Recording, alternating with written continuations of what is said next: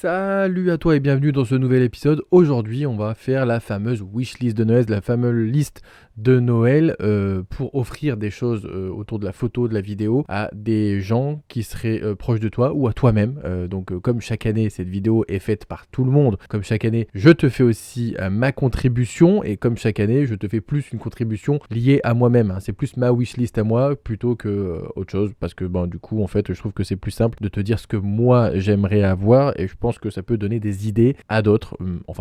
J'espère. Comme tu l'auras vu, mon set a légèrement changé, l'éclairage a changé aussi, j'ai réduit un peu l'éclairage parce qu'avant j'avais beaucoup de panneaux LED un peu dans tous les sens avec des puissances différentes, des colorimétries différentes et c'était pas forcément hyper pratique pour moi. J'ai décidé de partir uniquement sur 2 LED qui m'éclairent, enfin il y en a une troisième derrière, une toute petite au-dessus. La principale qui va m'éclairer ici, c'est une source que j'ai achetée à Jordan qui est sur YouTube aussi, que je remercie parce que ça m'a permis d'avoir une LED qui est pas trop chère et qui est efficace et c'est surtout le plus important que je vais te parler aujourd'hui, ça va être dans la wishlist, tu verras après la boîte à lumière que j'ai mis dessus qui est une boîte à lumière que KNF Concept m'a envoyée. Ce n'est pas une vidéo sponsorisée mais c'est un produit que j'ai reçu gratuitement et que donc je vais juste te présenter brièvement au long de cette vidéo parce que ça va faire partie de la wishlist bien entendu, tu t'en doutes parce que pour moi ça faisait partie de ma wishlist. On va commencer cette wishlist de Noël avec simplement pour les gens qui font de la photo argentique le basique, le classique, la pellicule photo parce que encore aujourd'hui et de plus en plus la pellicule photo ça coûte de plus en plus cher donc offrir une pellicule photo c'est purement pas bête Voilà, aujourd'hui ça va vraiment être le côté pratique et le côté ce n'est pas bête il faut arrêter de se mettre dans la tête des fausses idées parce que offrir une pellicule photo aujourd'hui c'est entre 6 20 € la pellicule, donc tu vois que c'est pas un petit cadeau, ça peut vraiment dépanner et ça peut vraiment faire plaisir à quelqu'un qui aime la photo. Pour ceux qui ne connaissent pas du tout l'argentique, il faut savoir qu'il y a des pellicules 135 et des pellicules 120 et des pellicules 110. Il faut connaître un petit peu le boîtier qu'utilise la personne à qui tu vas offrir ça. Il y a peu de chances de se tromper, il faut juste regarder un peu les autres pellicules que la personne a dans son frigo ou dans son tiroir et normalement ça va. Sachant que la plupart des gens utilisent des pellicules 135, c'est les classiques. Je te conseille d'acheter sur des sites spécialisés photo comme Digiphoto avec lequel je suis en partenariat. Si tu achètes via le lien, les liens qui sont en description ou avec mon nom de famille en code créateur, tu auras pas plus à payer, mais moi je toucherai une commission. Ou sinon tu peux bien sûr trouver sur Maco Direct, sur Nation Photo, sur les Marinettes. Il y a plein de sites de photographie où ils vendent des appareils photo et des pellicules et vaut mieux passer par eux que par la Fnac qui est maintenant une grosse place de marché comme Amazon où tu paieras soit trop cher ou alors tu vas pas acheter directement sur le site et t'es pas sûr de la provenance du produit. Sauf quand ils font des méga promos et qui se rendent pas compte comme sur Darty par exemple, mais bon là c'est une autre histoire. Ensuite il y a un autre produit que moi j'affectionne particulièrement et j'en ai plein, j'ai toute une boîte de ça, c'est des filtres ND, des filtres polarisants, des filtres UV, ça c'est vraiment la base. Pareil, ça peut paraître comme un petit cadeau mais si tu prends une vraie bonne qualité de filtre, ça peut vite taper dans les 100-150 € un filtre. Si tu prends une grosse qualité, t'es pas obligé de partir jusque là, mais déjà un filtre à 20, 30 €, 40 €, 50 € ça fait déjà très plaisir et c'est ultra indispensable en vidéo comme là actuellement où j'ai 2 filtres montés sur mon objectif ou en photo ça peut aussi servir, mais par exemple là actuellement j'ai un filtre Black Mist qui fait en sorte que les lumières qui sont derrière là qui sont un peu des lumières fortes, un petit peu comme le nom l'indique, un petit peu brumeuses et donc pas trop fortes. L'autre filtre qu'il y a dessus c'est un filtre ND variable qui est donc un filtre qui permet de réduire la quantité de lumière qui arrive sur l'objectif parce que là je filme avec une ouverture de 3.2, si je gardais cette ouverture sans filtre ça serait tout trop clair. Tu me diras pourquoi je garde cette ouverture là et pourquoi je ferme pas plus. Et parce que si je ferme plus, tu verrais mon fond trop net et je ne me démarquerai pas assez du fond, sachant que le fond est quasiment collé à mon dos. On va pas rentrer ici dans les détails techniques, mais un filtre ND ou un filtre ND variable, un filtre polarisant, un filtre UV même, ça dépanne toujours, ça fait toujours plaisir. Comme le dit Thomas dans sa vidéo et Eric Gibaud aussi dans sa vidéo, le problème du filtre c'est que il faut connaître le diamètre de l'objectif et ça se voit sur le diamètre. Donc si c'est pour toi, c'est facile à trouver. Si c'est pour quelqu'un d'autre, ça peut être un peu plus difficile à trouver. Donc il y a aussi la solution du filtre carré qui s'adapte à tous les objectifs. Il faut juste un porte-filtre que là tu vas visser dessus, mais généralement les porte-filtres sont fournis avec plusieurs anneaux, donc ça s'adapte à plusieurs diamètres et ça peut être intéressant d'avoir des filtres carrés ou rectangulaires parce que du coup là aussi il en existe tonnes de variétés, mais on va dire que le plus simple c'est quand même le filtre circulaire. C'est juste que si la personne à qui tu vas offrir ça a plusieurs objectifs, ça peut être compliqué parce qu'il faut voir quel objectif tu utilises le plus, ou alors il faut faire comme moi, il faut acheter des objectifs avec quasiment tout le temps le même diamètre et après tu peux acheter des adaptateurs et Et là d'ailleurs c'est un achat aussi qui peut être super intéressant, c'est un kit de bague adaptatrice qui te permet donc de soit d'augmenter, soit de réduire le diamètre du filtre que tu vas adapter sur un objectif. Ça peut être intéressant parce que si des fois tu as un filtre en 55 et que tu veux l'adapter sur un objectif qui fait 42 ou 46, soit tu rachètes un filtre, soit tu utilises ce type de bague qui te permettra d'adapter ça sur ton objectif plus petit. Ça marche très bien. Dans l'autre sens ça marche pas forcément, sinon tu verrais le vignettage autour, mais dans ce sens là ça peut marcher et ça peut être très intéressant. Tant qu'on est dans les filtres et dans les bagues adaptatrices, je te conseille moi des bagues allonge. C'est un truc que j'adore. J'en utilisais beaucoup avant d'avoir un objectif macro, mais sur mon appareil photo argentique moyen format, mon Hasselblad, je n'ai pas d'objectif macro parce que ça serait beaucoup trop cher. Donc j'utilise des bagues allonge qui me permettent de me rapprocher de mon sujet. Donc soit pour faire des portraits un peu plus serrés quand t'as pas beaucoup de recul ou quand tu as envie justement d'avoir un angle plus serré, soit pour faire de la macro justement et te rapprocher de ton sujet. On pense pas souvent à ce type de cadeau, mais clairement c'est vraiment un cadeau qui peut vraiment faire plaisir. Moi en tout cas je sais que c'est des bagues qui sont tout le temps dans un tiroir quelque part, et dès que je veux utiliser soit un objectif qui n'est pas macro à la base, soit si je veux augmenter encore le tirage de mon objectif macro, par exemple si tu veux scanner des négatifs et que t'as pas un objectif macro hyper performant ou que tu n'as pas du tout d'objectif macro, ça peut clairement te servir et c'est vraiment un truc qui coûte pas si cher que ça. Là encore t'en as pour tous les prix, j'essaierai de te mettre des liens en description vers Digiphoto parce que c'est le site où je peux avoir une commission sur ton achat, donc forcément je mettrai cela, mais tu peux tout à fait trouver ça sur Amazon aussi. Tout va dépendre du tarif que tu as envie de mettre dedans. Clairement, encore une fois, plus tu prends un tarif élevé, plus la finition sera peut-être meilleure, ça sera peut-être du métal à la place du plastique, il y aura peut-être une meilleure finition, une meilleure longévité du produit, même si clairement moi j'ai des bagues à longe en plastique de la marque Kenko, ça fait très bien le job depuis une dizaine d'années, j'ai jamais eu de souci avec. C'est juste que peut-être que les modèles un peu plus haut de gamme, c'est peut-être un peu mieux, mais bon, ça dépend encore une fois de l'usage que tu en as. Ensuite, c'est quelque chose que j'avais déjà mis, je crois, dans ma précédente wishlist, c'est un réflecteur 5 en 1. Donc généralement, tu as la partie noire, la partie blanche, la partie argentée, la partie dorée, et quand tu enlèves ça, tu as un film de diffusion, comme là, tu vois, bon ça c'est un drap de diffusion, mais c'est la même chose. Ça te permet donc de diffuser la lumière, et comme là je l'ai mis ici, ça me permet de diffuser la lumière, et ça permet de ne pas avoir trop de lumière d'un coup centralisée à un endroit, ça diffuse, et ça permet d'avoir une lumière beaucoup plus belle. Et pour le portrait, pour le pack shot, pour la vidéo, pour la photo, pour tout, c'est un accessoire qui est pour moi indispensable. Il y a plein de tailles qui existent, des tailles des petites, des grands, des choses avec des poignets, sans poignets, il y a plein de choses qui existent. Pour le portrait,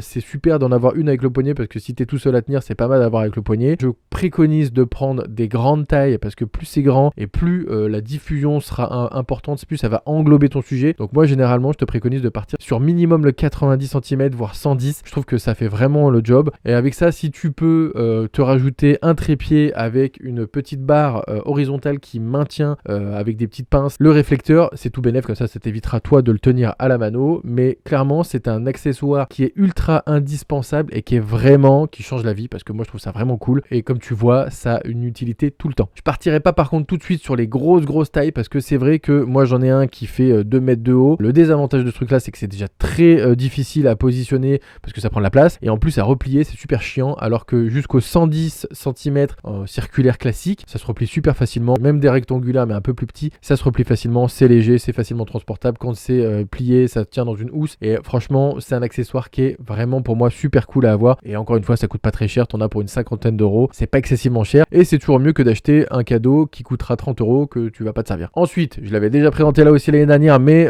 comme tout le monde on parle de plus en plus et comme tous mes confrères vont en parler très certainement dans leurs vidéos, c'est le PoseMètre Flashmètre. Donc moi j'ai une Sekonic L308S, on appelle ça aussi également une cellule, c'est la même chose, c'est un petit appareil qui te permet de mesurer la lumière et c'est quasiment indispensable pour moi parce que par exemple sur mon Hasselblad je n'ai pas de cellule externe ou de cellule interne intégrée au boîtier, donc je suis obligé de prendre la mesure soit avec mon téléphone avec les applications, sauf que c'est pas tout le temps précis, alors que ça c'est super précis. Ça coûte aux alentours des 200 euros pour cette version là, après ça peut monter très haut, pas la peine de monter super haut non plus, mais je trouve que cet accessoire est ultra indispensable. Et par exemple moi à mon travail où je fais du numérique, je l'utilise tout le temps quand je dois régler mes flashs, c'est un gain de temps énorme. Alors pour ceux qui connaissent pas comment ça marche, c'est très simple, dessus tu règles tes ISO, tu règles ta vitesse et quand tu déclenches ton flash ou quand tu appuies sur le bouton pour la lumière ambiante, il va te dire l'ouverture que tu dois utiliser pour avoir une photo bien exposée. Donc toi après soit tu baisses ou augmentes la vitesse pour correspondre à ton ouverture, si par exemple il t'a donné une ouverture trop grande ou trop fermée par rapport à ton objectif, ou si par exemple moi en studio j'utilise le f11, si lui il me dit que mon flash est sur f16, ça veut dire qu'il est trop puissant, temps, donc il va falloir que je réduise la puissance du flash et ça va me permettre de gagner du temps parce qu'effectivement tu pourrais le faire en tâtonnement avec l'appareil photo numérique, mais clairement tu gagnes du temps, tu gagnes en précision. Donc encore une fois, c'est un accessoire qui peut paraître banal sur le papier, mais qui en fait est quasiment indispensable que tu fasses de la photo numérique, argentique, studio, pack shot, portrait. C'est génial. En portrait, pour moi, c'est quasiment indispensable parce que quand tu prends ta lumière sous le visage de ton modèle, c'est quasiment impossible de se tromper d'exposition et se tromper de réglage sur ton boîtier parce que là, c'est ultra précis avec ce type d'accessoire. Là encore, on va pas rentrer dans les détails techniques de où et comment prendre la mesure de la lumière pour que ça soit le plus précis possible. Il y a plein de vidéos qui existent. C'est un accessoire que je te conseille fortement d'avoir. Ensuite, et je t'en ai parlé au début de la vidéo, on va parler lumière. J'avais mis dans ma wishlist depuis un certain temps une petite lumière LED qui prend pas de place, qui est une 80 watts qui m'éclaire là en seconde light. Je te fais un petit exemple, là je l'ai éteint.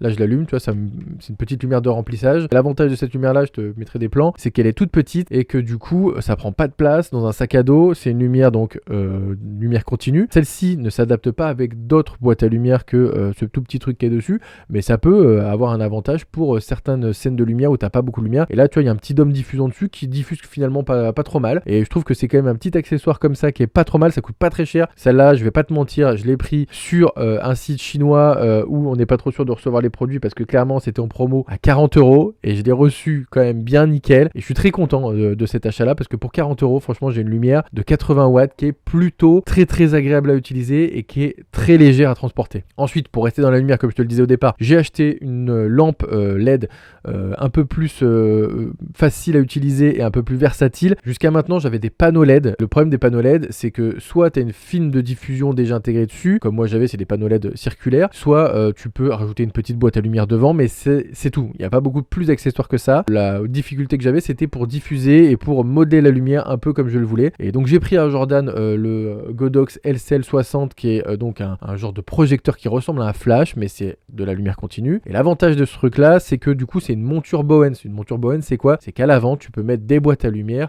avec la monture Bowens qui est une monture quasiment universelle, sauf certaines marques bien sûr, mais là l'avantage c'est que tu peux mettre et de la boîte à lumière et du strip box et de l'octobox, et c'est ce que j'ai mis justement. Et j'ai demandé à KNF Concept s'ils pouvaient m'envoyer une octobox qui est donc là une 90 cm. Ils ont accepté de me l'envoyer. Je vais te mettre des petits plans là où on la voit, et c'est pas trop gros parce que moi j'ai pas un espace énorme. Ça existe en 120, ça existe en 210, il y a des grosses tailles. Plus tu prends gros, plus ça va envelopper ton sujet. Moi là c'est du fast cam, donc j'ai pas vraiment besoin d'avoir plus grand, même si plus grand c'est toujours mieux en tout cas pour la lumière. Mais tu vois, j'ai mis un film de diffusion devant. Je te le filme en direct comme ça au moins tu verras. T'as la lumière juste derrière ici et t'as le film de diffusion devant. En tout cas moi c'est un tissu de diffusion, c'est pas un film comme je te parlais avant, c'est pas un diffuseur comme je te parlais avant. L'avantage de cette boîte à lumière, comme tu l'as vu, c'est une octobox, ça me permet d'envelopper un peu le sujet, donc moi.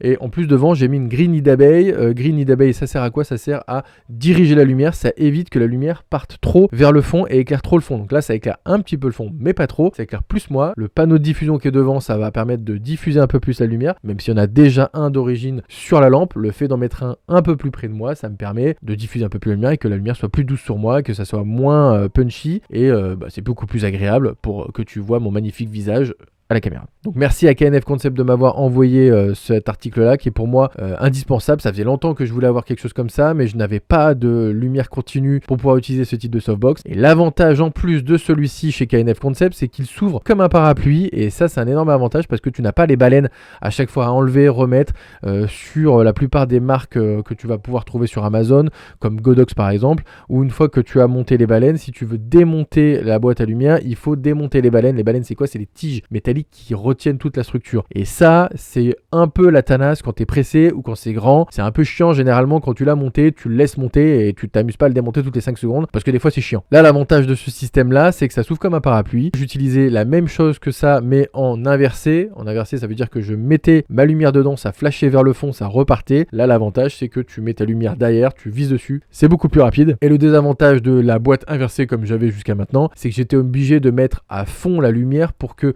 la lumière se répercute sur le fond et reparte vers le sujet, alors que là c'est directement vers le sujet, donc j'utilise moins de puissance, consomme un peu moins, ça chauffe moins et la lumière est plus précise. Donc je ne peux que te conseiller ce type de boîte à lumière, et ce type de lumière pareil, dans une wishlist de Noël, ça peut vraiment faire la différence, pas que en vidéo d'ailleurs, en photo ça marche très bien. Le green nid d'abeille et l'octobox c'est super pour le portrait, c'est super pour la photographie aussi d'objets et la photographie culinaire, parce que la green nid d'abeille ça va concentrer la lumière sur le sujet et le fait de diffuser comme tu l'as comme ça va adoucir la lumière. Donc c'est un combo comme ça que tu peux avoir pour pas trop cher. Tu vois, regarde, moi la lumière je l'ai acheté à Jordan d'occasion, c'est 50 d'euros. La boîte à lumière ça coûte 50 euros. Tu as un pack à 100 euros. C'est un budget certes, mais des fois des cadeaux de Noël, on peut s'emballer un peu et mettre 100 euros dans des trucs inutiles, alors que là, clairement, ça peut être utile. Après, tu peux offrir qu'une autre partie et la personne complète. Mais bon, voilà, c'est un investissement qui pour moi n'est pas si déconnant que ça, que tu sois amateur pro. C'est vraiment la base, la lumière, en photo et en vidéo encore plus. Et modeler la lumière, c'est vraiment la base des bases. Donc clairement, pour moi, si tu avais un accessoire à retenir, c'est vraiment le modeleur de lumière. Donc ici l'Octobox et le panneau de diffusion. C'est la base. Ensuite, pour revenir un peu sur la partie photo pure et dure, ce que je pourrais te conseiller aussi qui marche très bien, et les magasins comme la Fnac l'ont très bien compris, c'est les appareils photo instantanés. Donc déjà, tu peux acheter des recharges si tu as déjà ça. C'est un cadeau qui fait toujours plaisir, comme les pellicules. C'est pas un petit cadeau, ça fait toujours plaisir. Et les appareils photo instantanés, là aussi, ça fait plaisir. Tu as plusieurs tailles qui existent, en tout cas chez Fujifilm, dans leur gamme Instax. Tu as le Instax Wide, qui est donc la grande taille, Instax Square, qui est donc un carré, et l'Instax Mini qui donc fait le format d'une carte de visite. C'est pareil, encore une fois, ça dépend un peu de l'utilisation que tu veux en avoir et de l'usage que tu veux en avoir, mais là encore, c'est un super beau cadeau qui peut faire plaisir à quelqu'un qui aime la photo. Là encore, tu as d'autres marques comme Polaroid qui ont ressorti aussi de l'instantané. Tu as aussi la possibilité d'acheter des petits appareils photo réutilisables, comme je t'avais présenté, le petit appareil photo plastique numérique sans écran. C'est des petites choses qui sont en relation avec la photo, qui sont pas des gros investissements, mais qui peuvent faire plaisir à quelqu'un qui aime la photo. Et s'il vous plaît, on arrête d'acheter des mugs.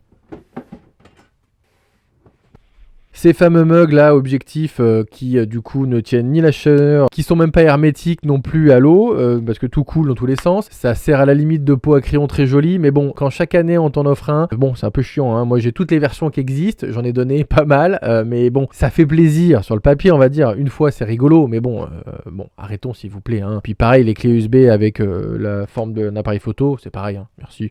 Ça suffit. Je vais reprendre aussi un exemple que Thomas avait donné dans sa vidéo parce que j'en avais pas parlé les années précédentes, mais c'est quelque chose que j'ai acheté il y a peut-être 2-3 ans. C'est un manchon de chargement. Ça te permet de pouvoir décharger et recharger tes pellicules dans ton appareil photo si ton appareil photo est bloqué pour du coup ne pas avoir la lumière. Ça ressemble à ça. Pareil, il existe plusieurs tailles. Là, je te montre une taille qui est assez grande. Ça ressemble à ça. Donc, tu vois ça ressemble à un genre de t-shirt avec des zips. Ici, tu as double zip en fait, et tu mets tes mains comme ça. Hop là. Tu as des petits élastiques en fait de part et d'autre. Tu mets tes mains dedans comme ça.